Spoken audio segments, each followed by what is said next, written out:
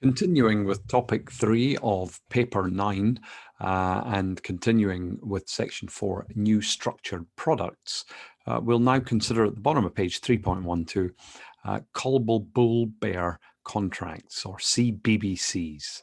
Now, this is a type of structured product where the investors do not need to pay the full price as you would if you were actually owning the underlying assets. They can be issued as either bull or bear contracts. Now, in the official study manual, there's a lot of material on this and a lot of workings.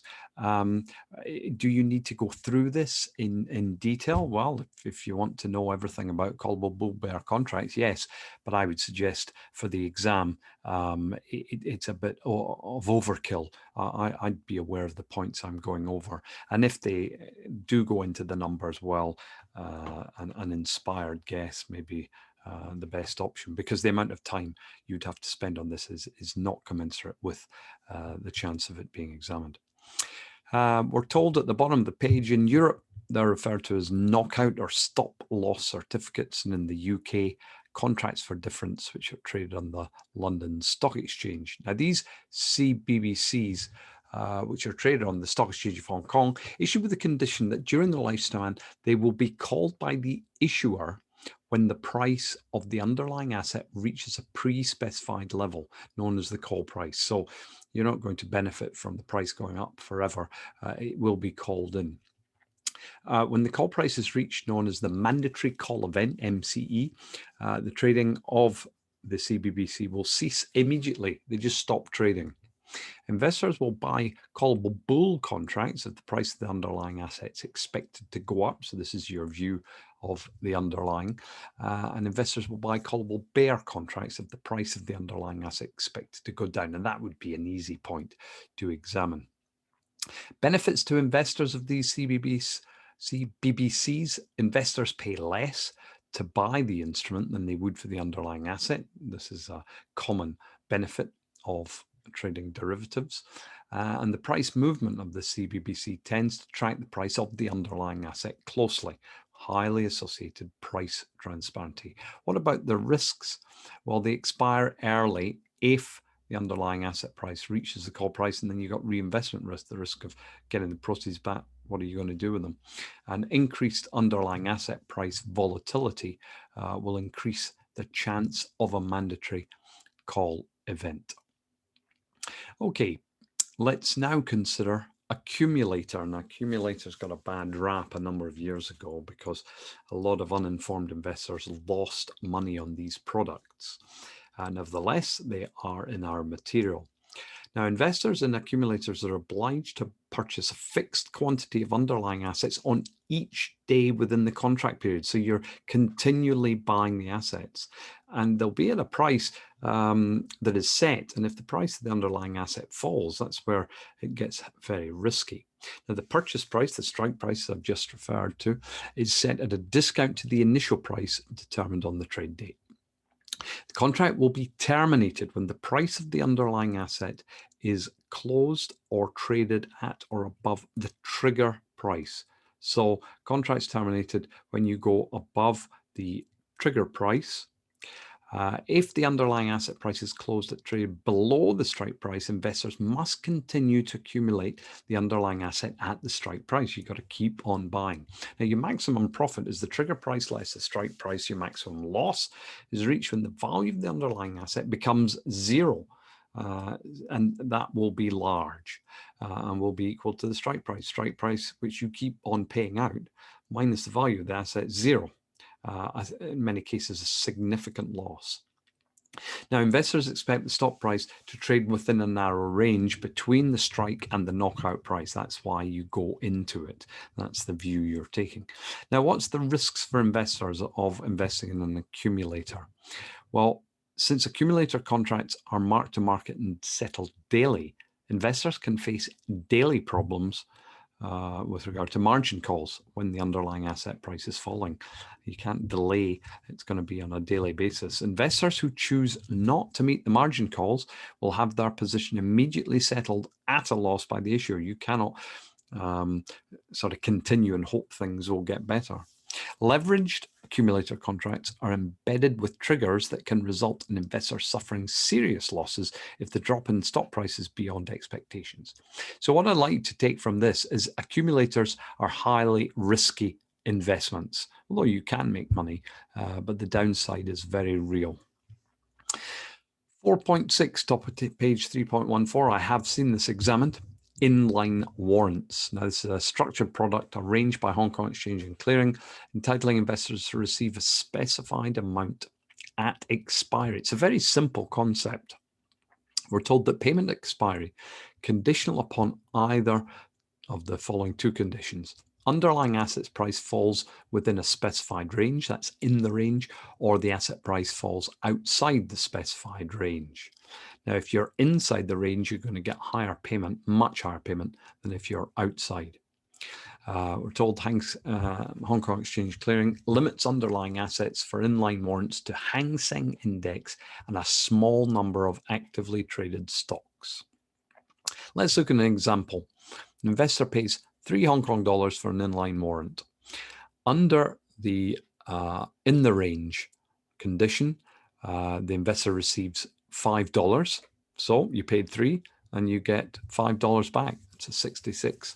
2/3 return, not bad. Under the out of the range condition, the investor receives $1. So you lose $2. So again, a 2/3 loss. The investor will gain $2 if the condition in the range exists, and will lose $1 if out of the range condition exists. And there's a diagram, very, very clear. So you got the lower and the upper strike prices. That is the range that has been specified. If you're within it, having invested $3, you get 5 back. But if it finishes with the price going out with the range, then you get $1 back. You make a $2 loss. Very simple concept, has been examined. So just be aware of that diagram. Let's move on to the pricing of equity derivatives. And this really is the pricing of futures, to be honest. And there's some technical material here that can be examined. Okay, the principles of the equity derivatives valuation.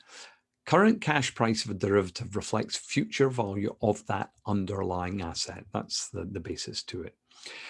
So if the Hang Seng Index is the underlying, if market expectation of the Hang Seng Index will be higher in the future, then Hang Seng Index futures will trade at a premium to the current index level.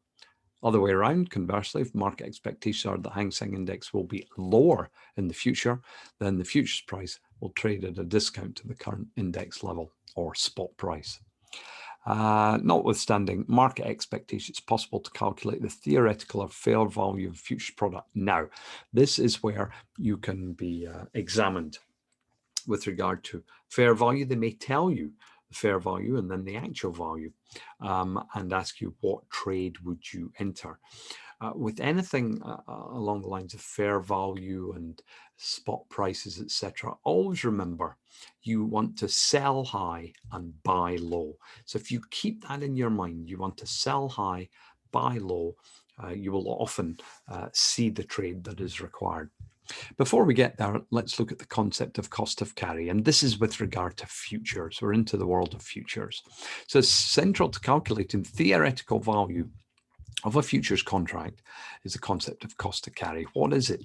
It's the cost involved in holding the underlying asset. Now, if you buy the future, you don't have to incur this cost, but it will be incorporated into the fair value of the future.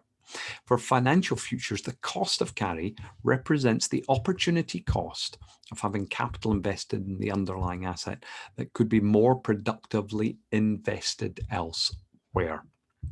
So that's the concept, the cost of carry, and it's reflected by the interest rate. For commodity derivatives, cost of carry relates to the cost of involved in actually physically storing the commodity.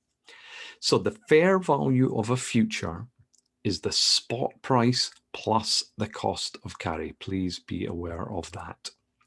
Now, the nearer a contract is to expiry, the less the cost of carry will be, because the cost of carry will get less and less until at the date of future expiry, spot price and the future price must be the same. So what I've just said is in the next point, on the day of expiry, there will be zero cost of carry, therefore future spot price must be equal. Now, how to think about cost of carry for Hang Seng Index futures contracts, and I'm just going to go through these points to help you sort of visualize what cost of carry is. If an investor wishes to gain exposure to equities, she has two choices: invest capital in stocks and receive dividends, or buy Hang Seng Index futures. So if you're buying the futures, you don't have the large outgoing of the capital value. When buying futures, the investor is required to pay a small amount of capital in the form of an initial margin. The balance of the capital that would have been needed, so you got surplus capital had the investor bought the physical stock, could be invested and earn interest at the current rate. So the higher the interest rate, the more attractive it is to go into futures, because you're not having to spend the money on the underlying index, underlying stock. And so it is. If the current interest rate is greater than the gross dividend yield, remember that's what you would receive if you had bought the underlying stock. So if the current interest rate is greater than the gross dividend yield, the seller of the futures product will want to be compensated. So the futures price will be higher than the spot price. Now, sometimes that's a bit confusing. It's a lot easier if we see it from the other side. And that's the next point. Or if the current interest rate is greater than gross dividend yield, the buyer of the future product will enjoy a higher interest income over the dividend foregone. So be willing to pay a higher futures price over the spot price. In other words, you are attracted to the fact that you can put money on deposit, earn a higher interest rate than you would have received as dividend yield had you bought the underlying stock. And that's the best way to think of it. And it says in both cases, if the current interest rate is less than the gross dividend yield, the futures price will be lower than the spot price because you'll be more attracted to investing in the underlying stock.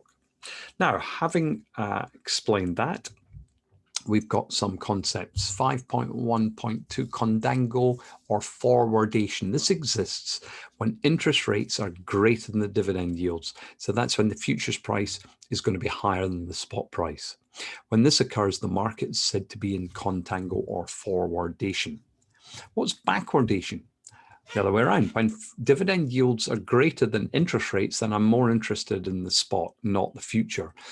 We can expect future prices to be lower than spot prices the further away we are from the delivery month. And this is due to the negative cost of carry. When this occurs, market is said to be in backwardation. So forwardation, interest rates greater than dividend yields and futures prices higher than spot. And it's the other way around with backwardation. Interest rates are less than dividend yields. Futures prices will be less than the spot price. Now, the difference between spot price and futures price is known as basis. So in contango market, where the interest rates are greater than dividend yields, the basis will be negative because we're looking at spot minus futures price. And when the market is in backwardation, the basis is positive. And from what we said earlier, on the day of delivery, that is the futures matures, spot price will equal the futures price and the basis value is 0. Let's look at an example with regard to pricing of index futures. Now, when we get into the real nitty-gritty, the cost of carry is equal to days to expiry divided by days in a year, and that's 365 for these examples, multiplied by the interest rate minus the gross dividend yield, because that's what's of interest to someone entering a futures contract, multiplied by the spot price, in this case, the Hang Seng Index. So the example, at the beginning of June XT1, Hang Seng Index is 29,100, gross dividend yields 3%, interest rate is 5%. So immediately we see the futures will be higher than the spot because the interest rate is greater than the dividend yield. What is the fair value of the June futures contract if there are 30 days until expiry of the futures contract? To calculate the fair value, Cost of carry plus spot price. Well, we know the spot price is 29,100. And we know the cost of carry is the equation above the box. So we put the numbers in. 30 divided by 365 multiplied by interest rate minus dividend yield 5 minus 3 multiplied by the spot price plus the spot price. And that gives us a cost of carry of 47, giving fair value of the futures contract 29,147. What would the fair value be if gross dividend yield is 5% and the interest is 3%? Well, then we're not as interested in the future, so the price will come down. The fair value of the future will come down. There, the cost of carry, 30 over 365 multiplied by 3 minus 5, it becomes negative. Multiplied by the 29,100 plus 20. Well, this time it goes below the 29,100. The future is worth less than the spot by 47. It comes in at 29,053.